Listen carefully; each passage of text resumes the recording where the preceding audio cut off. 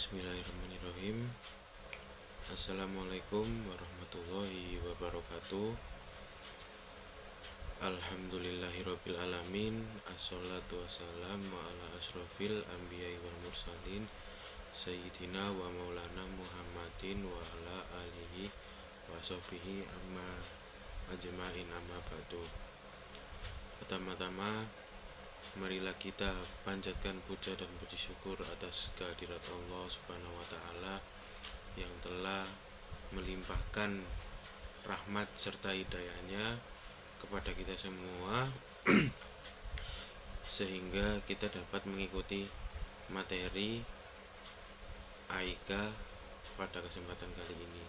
Shalawat serta salam tak lupa tetap tercurahkan kepada junjungan besar kita Nabi Muhammad Shallallahu Alaihi Wasallam yang telah membimbing kita dari jalan yang gelap menuju jalan yang terang benderang, yakni Adinul Islam. Baik, pada kesempatan kali ini sebelumnya yang terhormat Bapak Oleg selaku pengampu mata kuliah AIKA dan rekan-rekan atau teman-teman semua yang saya banggakan, pada kesempatan kali ini saya akan menyampaikan materi AIKA dengan tema sejarah Muhammadiyah. Pengertian Muhammadiyah adalah pengikut Nabi Muhammad SAW. Seperti ini sangat luas. Pengertian yang seperti ini sangat luas sehingga seluruh umat Islam dapat dikatakan Muhammadiyah, atau Muhammadiyah adalah organisasi Islam yang didirikan oleh Kiai Haji Ahmad Dahlan dengan maksud agar umat Islam di Indonesia melaksanakan ajaran Islam dengan yang ditentukan oleh Nabi Muhammad SAW. Adapun beberapa faktor berdirinya Muhammadiyah. Yang pertama ada faktor internal. Faktor internal yang pertama yakni kehidupan beragama yang menyimpang. Maksudnya kehidupan beragama yang menyimpang itu gimana? Jadi kehidupan beragama yang menyimpang itu seperti perbuatan syirik, bid'ah, dan khurafat. Jadi pada saat itu si tiga sifat itu tadi, syirik, bid'ah, dan khurafat, itu sangat merajalela. Makanya itu menjadi faktor internal berdirinya Muhammadiyah. Lalu yang kedua, kondisi masyarakat Indonesia pada saat itu miskin, bodoh, dan mundur. Kenapa bisa miskin, bodoh, dan mundur? Karena pada saat itu banyak masyarakat Indonesia yang kan pada saat itu kan sedang terjadi penjajahan di negara Indonesia. Jadi banyak masyarakat atau warga Indonesia yang miskin, bodoh, dan mundur karena kurangnya pendidikan itu tadi. Nah, faktor tersebut itu menjadi landasan berdirinya Muhammadiyah. Lalu yang ketiga, tidak ada organisasi Islam yang kuat.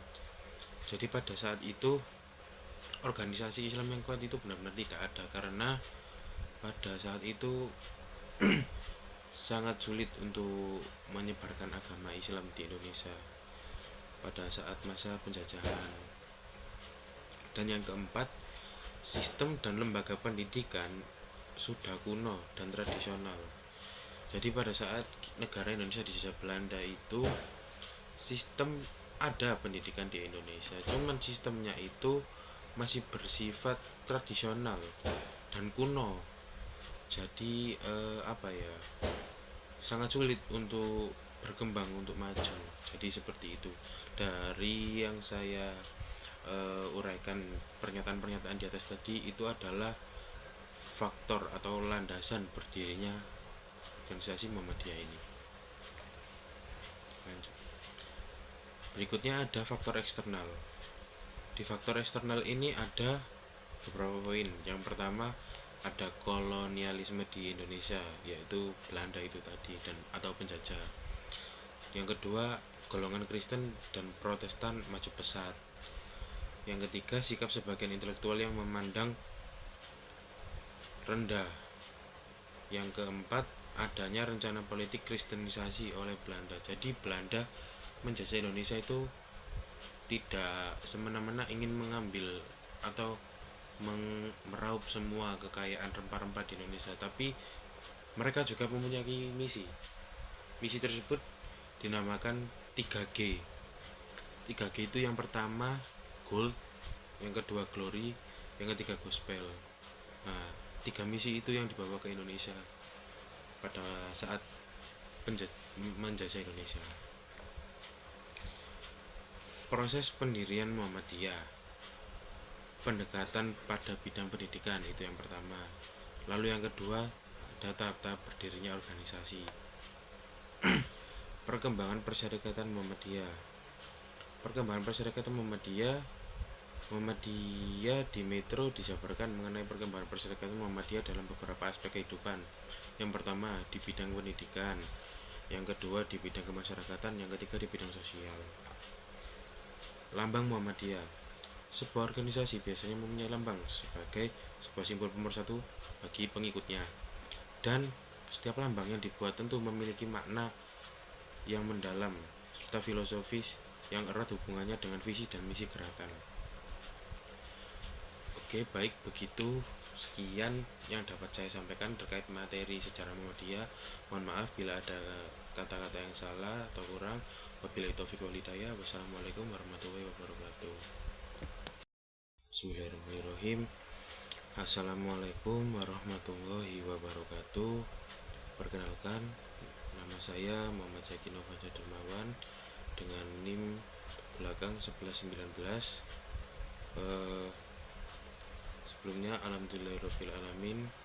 Assalatu wassalamu ala asrofil anbiya'i wal mursalin sayyidina wa maulana Muhammadin wa ala alihi wa sahbihi ajma'in, amma ba'du.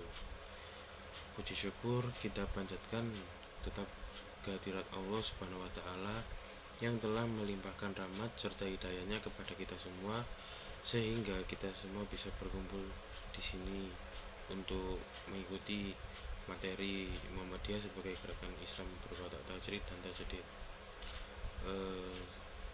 Sebelumnya saya ucapkan terima kasih terlebih dahulu kepada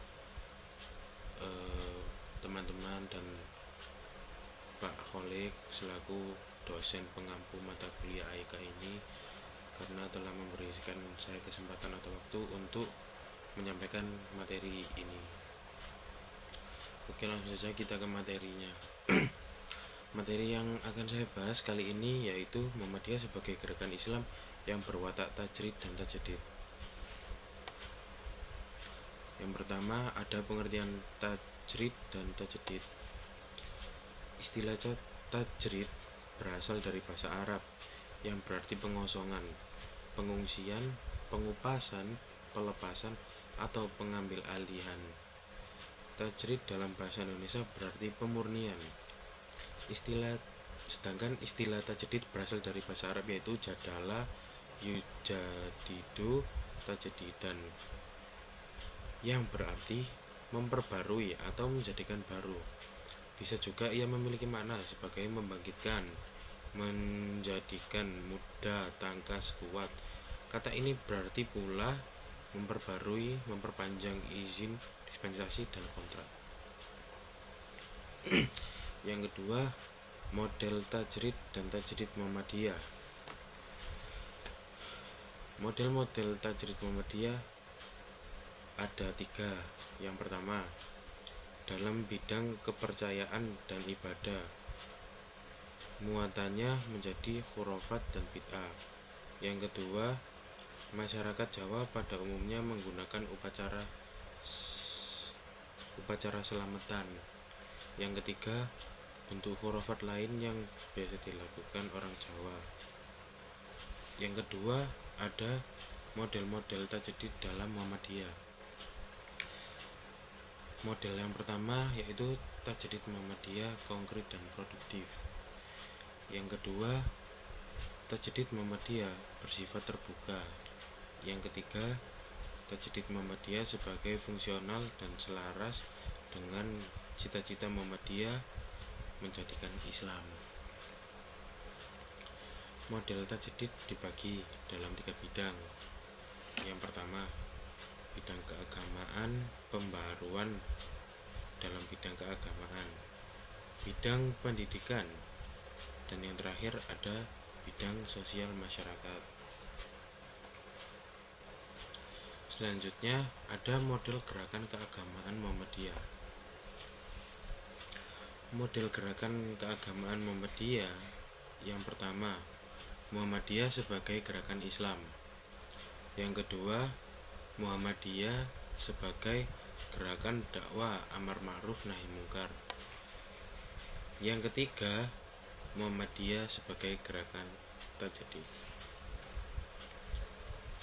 Slide berikutnya, makna gerakan keagamaan Muhammadiyah.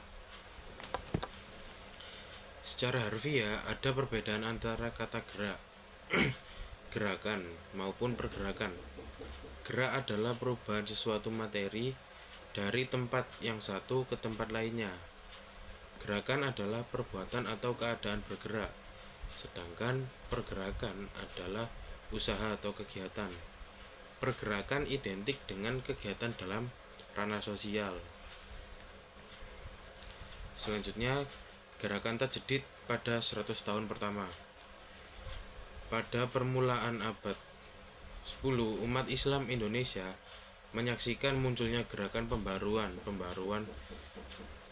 pemahaman dan pemikiran Islam yang pada esensinya dapat dipandang sebagai salah satu mata rantai dari serangkaian gerakan pembaruan Islam yang telah dimulai dari sejak Ibnu Taimiyah di Syria. Kiai Haji Ahmad Dahlan pada tanggal 8 Zulhijjah 1330 bertepatan dengan 18 November 1912, Kiai Haji Ahmad Dahlan disinilah ia melihat praktek-praktek keagamaan yang tidak memuaskan di kalangan abdi dalam keraton, sehingga membangkitkan sikap kritisnya untuk memperbaiki keadaan. Berikutnya, gerakan tajdid pada 100 tahun kedua. Tajdid menggunakan proses yang tidak pernah berhenti dalam ranah agama. Tajdid dimaknai sebagai upaya untuk redefinisi makna di tengah-tengah kehidupan manusia yang progresif. Islam seringkali dimaknai pengaruhnya sebagai agama yang rahmatan lil alamin, agama yang senantiasa sesuai di setiap tempat dan zaman. Ketiga paradigma ini diharapkan mampu menjawab dilema antar teks dan konteks sehingga menghasilkan Islam yang rahmatan lil alamin. Maksudnya rahmatan lil alamin itu rahmat bagi seluruh alam. Oke, baik, sekian yang dapat saya sampaikan pada kesempatan kali ini. Mohon maaf bila ada kata yang salah atau kurang. Wabillahi taufik wal hidayah. Wassalamualaikum warahmatullahi wabarakatuh. Baik, bismillahirrahmanirrahim. Assalamualaikum warahmatullahi wabarakatuh. Alhamdulillahirabbil alamin. Assalatu wassalamu ala asrofil anbiya'i wal mursalin sayyidina wa maulana Muhammadin wa ala alihi washabihi ajmain, amma ba'du. Pada pertama-tama marilah kita panjatkan puja dan puji syukur kita atas kehadirat Allah Subhanahu wa taala yang telah memberikan nikmat serta hidayahnya kepada kita semua sehingga kita dapat berkumpul di sini dalam keadaan sehat walafiat.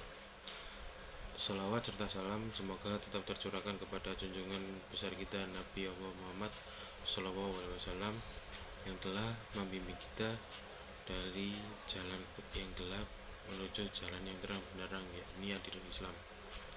Pada kesempatan kali ini izinkan saya memperkenalkan diri terlebih dahulu. Perkenalkan, nama saya Muhammad Zaki Novansyah Darmawan dengan NIM 2303119. Sebelumnya saya ucapkan terima kasih kepada Bapak Holik selaku dosen pengampu mata kuliah AIKA dan semua teman-teman yang saya banggakan. Izinkan saya pada kesempatan kali ini untuk menyampaikan materi AIK yang berjudul Muhammadiyah sebagai Gerakan Sosial. Konsep dasar gerakan sosial Muhammadiyah menurut ajaran Islam. Konsep dasar gerakan sosial Muhammadiyah berakar pada ajaran Islam yang mengintegrasikan nilai ibadah, ritual, dan sosial. Gerakan ini sangat dipengaruhi oleh pemahaman mendalam terhadap surat Al-Ma'un yang menekankan pentingnya menyantuni fakir miskin dan anak yatim sebagai bentuk nyata dari pelaksanaan ajaran agama Kiai Haji Ahmad Dahlan selaku pendiri Muhammadiyah menjadikan surat Al-Ma'un sebagai landasan utama untuk menggerakkan aksi sosial yang lebih terstruktur seperti pendirian amal usaha dan penyediaan layanan sosial. Lalu berikutnya ada bentuk kontribusi Muhammadiyah dalam pelayanan sosial di Indonesia. Muhammadiyah dalam bidang sosial, khususnya pengentasan kemiskinan, organisasi ini memiliki wadah atau mekanisme dengan menggunakan amal usaha seperti penyantunan fakir miskin, pembinaan anak yatim, hitanan massal, dengan tujuan meringankan beban bagi yang tidak mampu. Pembaruan sistem pelaksanaan zakat dan penyembelihan kurban, dan dengan mendirikan balai pengobatan untuk membantu kaum lemah. Konsep ini diangkat dari Quran surat Al-Maidah ayat 2 yang berbunyi, yang artinya saling tolong menolonglah dalam kebajikan dan ketakwaan, dan janganlah saling tolong menolong dalam dosa dan permusuhan. Maksudnya kita harus saling tolong menolong dalam hal kebaikan apapun, saling tolong menolong kepada sesama, saling tolong menolong kepada lingkungan sekitar kita yang sedang kesusahan atau kesulitan apapun itu, kita harus tolong menolong dalam hal yang positif.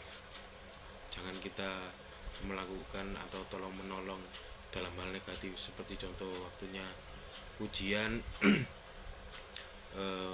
kita dan teman sebangku, teman sebelah kita saling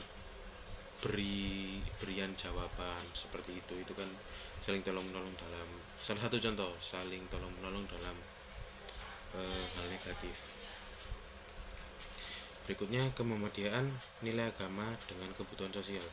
Muhammadiyah sebagai organisasi Islam di Indonesia memadukan nilai agama dengan kebutuhan sosial melalui pendekatan yang sistematis dan inklusif. Gerakan ini tidak hanya berfokus pada pemurnian ajaran Islam berdasarkan Al-Quran dan Sunnah, tetapi juga menekankan pentingnya penerapan nilai-nilai agama untuk menghadapi tantangan sosial, pendidikan, dan kesehatan masyarakat.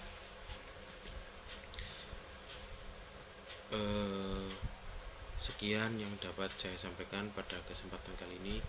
Mohon maaf bila ada kata yang salah atau kurang. Wabillahi taufiq wal hidayah. Wassalamualaikum warahmatullahi wabarakatuh. Baik. Bismillahirrahmanirrahim. Assalamualaikum warahmatullahi wabarakatuh. Alhamdulillahirabbil alamin. Assalatu wassalamu ala asyrofil anbiya wal mursalin Sayyidina wa maulana Muhammadin wa ala alihi wa sahbihi ajma'in, amma ba'du. Pertama-tama marilah kita panjatkan puja dan puji syukur atas kehadirat Allah Subhanahu wa taala yang telah melimpahkan rahmat serta hidayahnya kepada kita semua sehingga kita dapat mengikuti mata kuliah AIK ini dengan keadaan sehat walafiat. Salawat serta salam semoga tetap tercurahkan kepada junjungan besar kita Nabi Muhammad SAW yang telah membimbing kita dari jalan yang gelap menuju jalan yang terang benderang, yakni dinul Islam. Pada kesempatan kali ini, sebelumnya perkenalkan saya terlebih dahulu. Perkenalkan, nama saya Muhammad Zaki Novansyah Darmawan dengan NIM 230301119.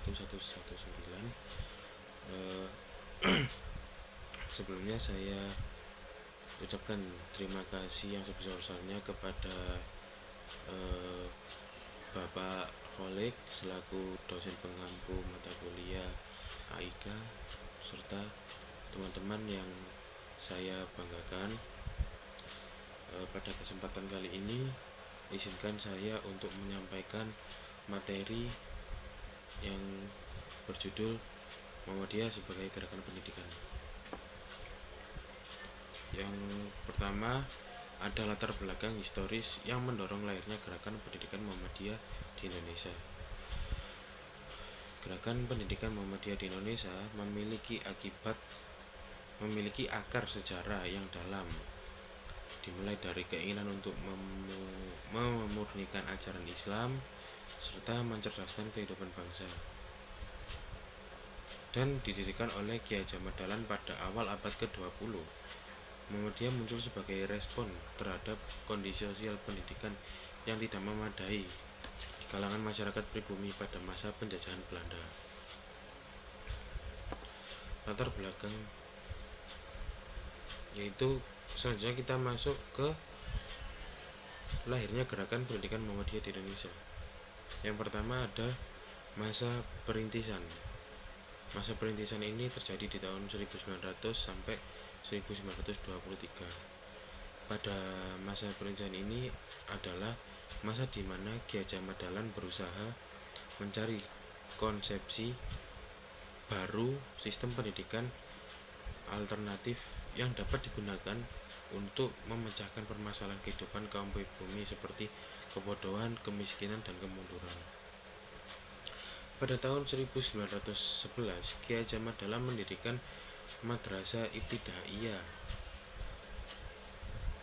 Diniyah Islamiyah di Yogyakarta yang menjadi cikal bakal sistem pendidikan Muhammadiyah pada masa itu. Yang kedua ada dualisme pendidikan. Sebelum berdirinya Muhammadiyah, sistem pendidikan di Indonesia ini terbelah menjadi dua, yaitu pendidikan sekuler yang diperkenalkan oleh kolonial Belanda dan pendidikan religius yang diselenggarakan oleh pesantren. Kiai Haji Ahmad Dahlan berusaha menjembatani kedua sistem tersebut dengan mendirikan lembaga pendidikan yang modern dan inklusif, sehingga semua lapisan masyarakat dapat mengakses pendidikan tanpa memandang nilai sosial. Yang ketiga, transformasi pendidikan. Pada masa pengembangan 1923 sampai 1970, Muhammadiyah memperluas pendidikan dengan mendirikan lebih banyak sekolah, institusi pendidikan tinggi, serta madrasah mu'allimin dan mu'allimat untuk mencetak ulama dan pemimpin masa depan. Yang keempat ada keberlanjutan dan reformasi pasca Orde Baru tahun 98. Muhammadiyah menghadapi tantangan desentralisasi pendidikan dan persaingan sekolah swasta Islam, namun tetap berkomitmen menyediakan pendidikan yang berkualitas sesuai kurikulum pemerintah. Yang keenam, tujuan pendidikan Muhammadiyah. Pendidikan Muhammadiyah bertujuan untuk membentuk individu muslim berakhlak mulia, menguasai ilmu agama dan pengetahuan umum, serta mampu berkontribusi bagi kemajuan masyarakat. Berikutnya, model dan sistem pendidikan yang dikembangkan oleh Muhammadiyah dari masa ke masa. Pendidikan Muhammadiyah yang dirintis oleh Ki Hajar Ahmad Dahlan pada awal abad ke-20 terus berkembang melalui transformasi model dan sistemnya. Ada beberapa perkembangan model dan sistem pendidikan yang dikembangkan oleh Muhammadiyah dari masa ke masa, antara lain: yang pertama, pendirian sekolah. Pada 1911, Ki Hajar Ahmad Dahlan mendirikan Madrasah Ibtidaiyah Diniyah di Yogyakarta. Yang kedua ada pengembangan kurikulum dan metode. Kurikulum terintegrasi. Muhammadiyah mengembangkan kurikulum komprehensif yang menjalankan ilmu, agama, dan bisnis dalam satu sistem pendidikan terpadu. Yang ketiga, di era reformasi dan inovasi terdapat diversifikasi model pendidikan. Muhammadiyah kini mengelola pendidikan dari sekolah dasar hingga perguruan tinggi, termasuk Universitas Siber Muhammadiyah. Yang keempat ada fokus pada kemanusiaan dan kebinekaan. Teologi Al-Ma'un. Pendidikan Muhammadiyah berlandaskan teologi Al-Ma'un, mengedepankan layanan inklusif untuk membangun masyarakat yang toleran dan harmonis. Baik, itu saja yang dapat saya sampaikan pada kesempatan kali ini. Mohon maaf bila ada kata yang salah atau kurang. Wabillahi taufiq wal hidayah. Wassalamualaikum warahmatullahi wabarakatuh. Baik, bismillahirrahmanirrahim. Assalamualaikum warahmatullahi wabarakatuh. Alhamdulillahirrahmanirrahim. Assalatu wassalamu ala asrofil anbiya'i wal mursalin sayyidina wa maulana Muhammadin wa ala alihi wa sahbihi ajma'in amma ba'du. Pertama-tama marilah kita panjatkan puja dan puji syukur kita atas kehadirat Allah Subhanahu wa taala yang telah melimpahkan rahmat serta hidayahnya kepada kita semua sehingga kita dapat berkumpul di sini dalam keadaan sehat walafiat. Semoga salawat serta salam senantiasa tercurahkan kepada junjungan besar kita Nabi Muhammad Sallallahu Alaihi Wasallam yang telah membimbing kita dari jalan yang gelap menuju jalan yang terang benderang, yakni adilul Islam. Sebelumnya izinkan saya memperkenalkan diri. Perkenalkan, nama saya Muhammad Zaki Novansyah Darmawan dengan NIM 23030311119 dan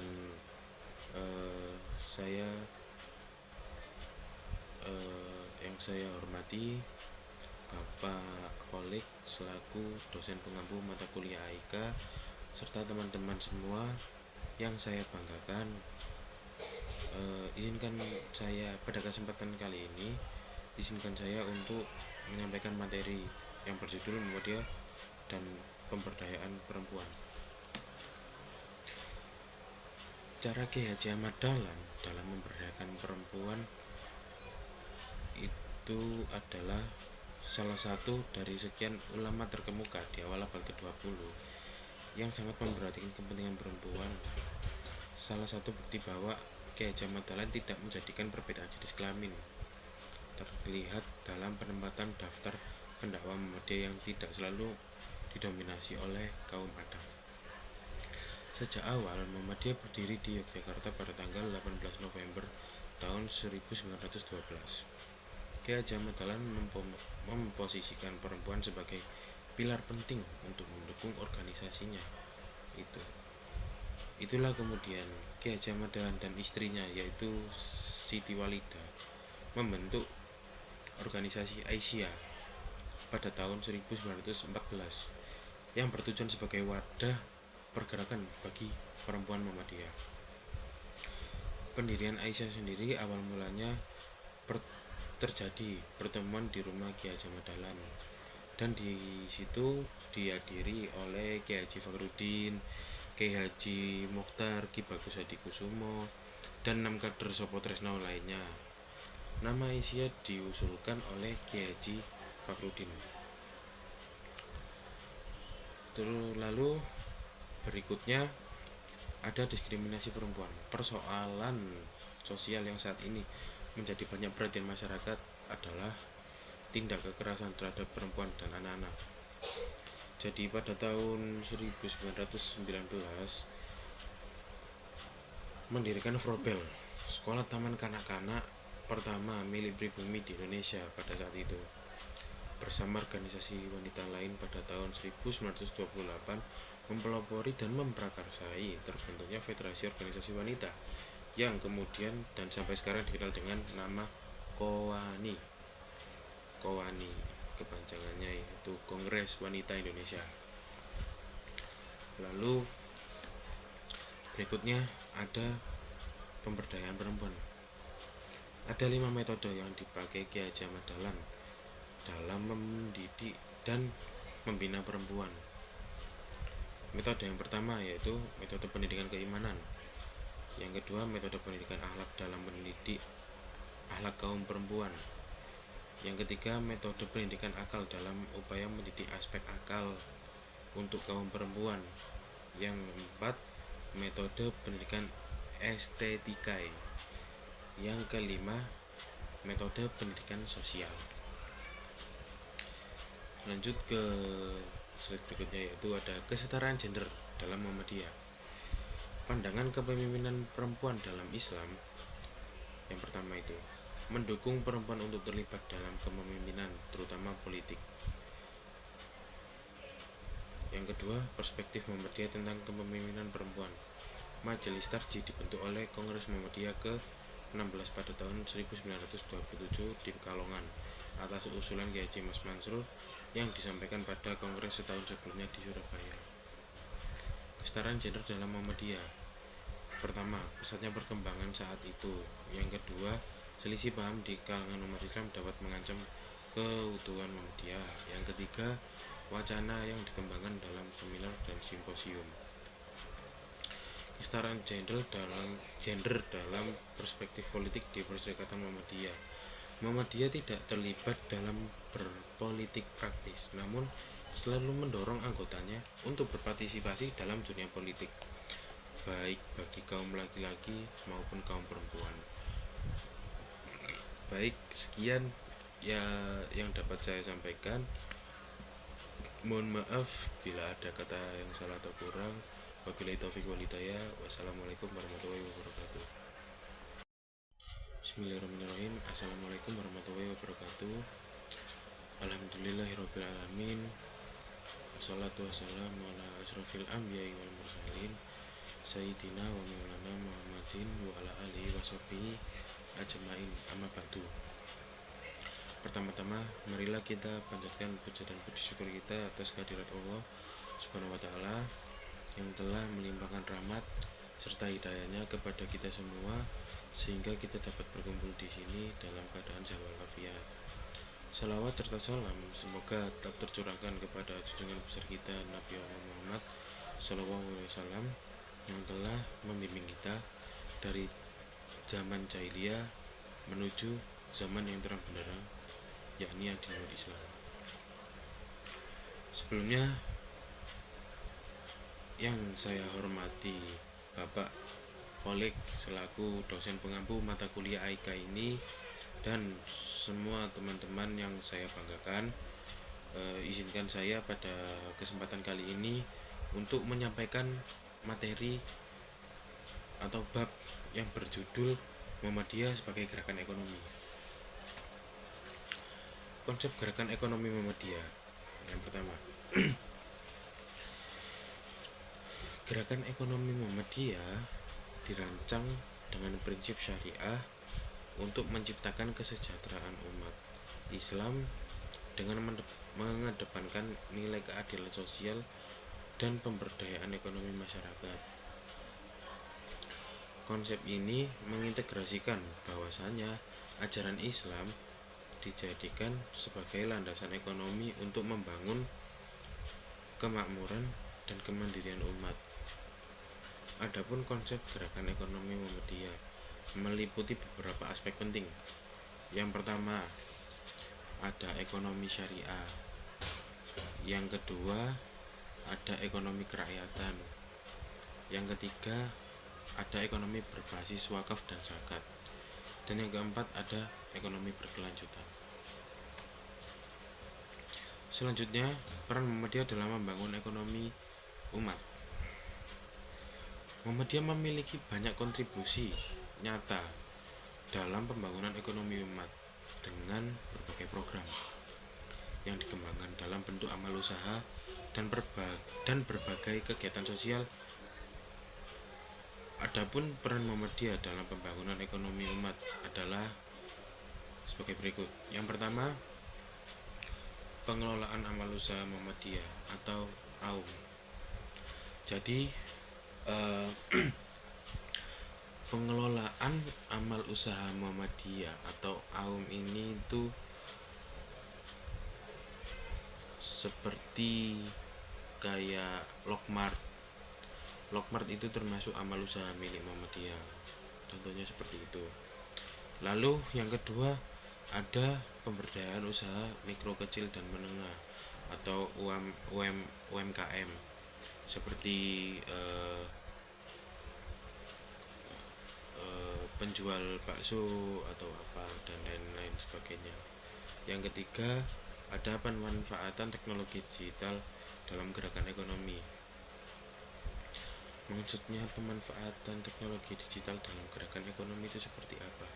Jadi, pemanfaatan teknologi digital dalam gerakan ekonomi adalah kita dalam berbisnis di era sekarang, di zaman sekarang, di era globalisasi ini, di zaman yang serba cepat dan instan ini, pemanfaatan teknologi itu sangat penting untuk aspek ekonomi, untuk gerakan ekonomi. Mengapa penting? Karena di zaman sekarang ini, saat ini, itu penggunaan teknologi atau yang menggunakan teknologi tidak hanya 1-2 orang, tetapi hampir seluruh dunia itu menggunakan teknologi. Jadi di poin ketiga ini kita harus bisa memanfaatkan teknologi digital ini dalam gerakan berekonomi. Semisal kita berjualan di Instagram, kita berjualan, semisal kita contohnya kita bisnis dimsum mentai.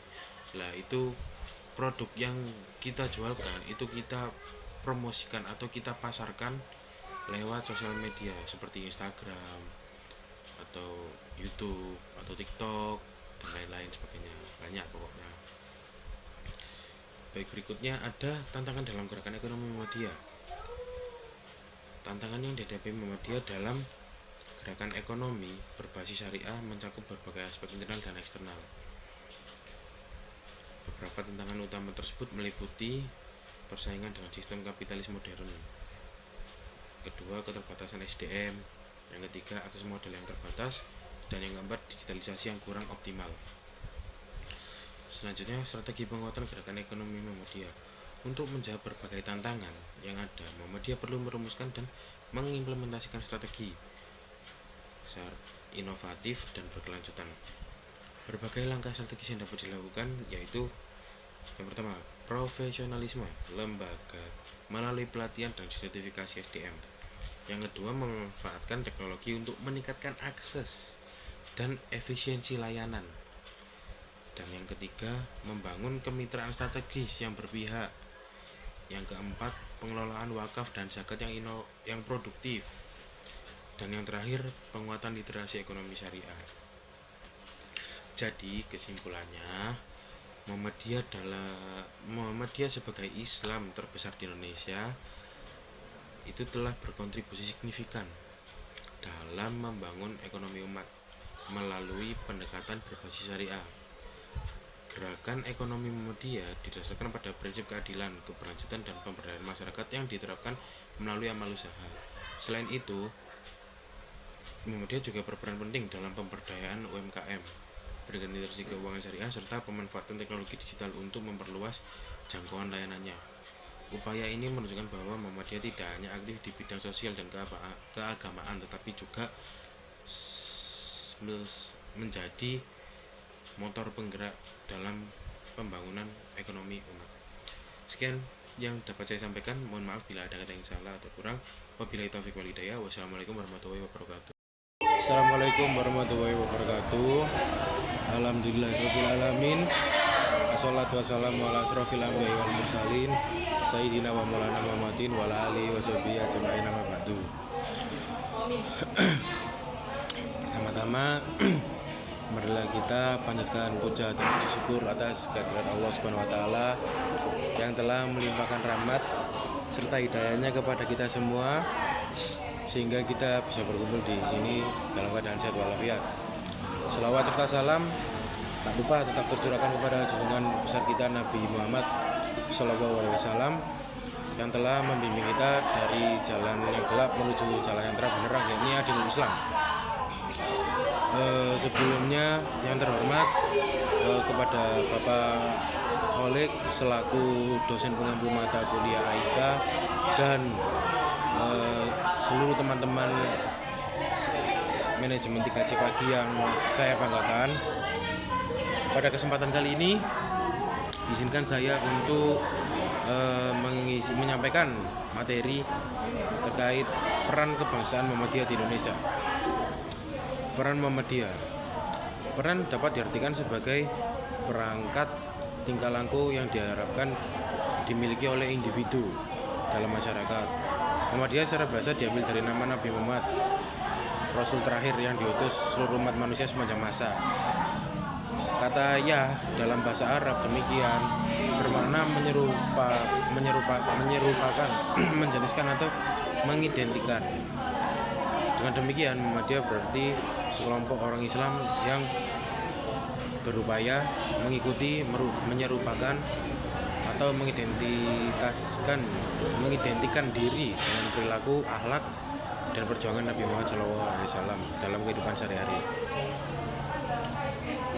Terus selanjutnya Hito Muhammadiyah dalam kehidupan berbangsa. Pada tahun 1971 Muhammadiyah menetapkan Hito ujung pandang untuk menjamin independensinya dari partai politik. Keputusan ini memungkinkan Muhammadiyah tetap fokus pada dakwah amar ma'ruf nahi munkar tanpa terpengaruh oleh konflik kepentingan politik. Isi Hito Muhammadiyah yang pertama, Muhammadiyah tidak berafiliasi dengan partai politik atau organisasi lain. Yang kedua, anggota Muhammadiyah bebas berpolitik selama tetap mematuhi prinsip organisasi. Selanjutnya, pandangan Muhammadiyah terhadap politik. Politik dipandang sebagai bagian dari muamalah al-umur ad-dunyawiyah yang harus dilandasi nilai agama. Untuk poin kedua, Muhammadiyah lebih memilih pendekatan moral untuk mempengaruhi kebijakan negara daripada terlibat langsung dalam politik praktis. Selanjutnya, Muhammadiyah sebagai pendirian KRI.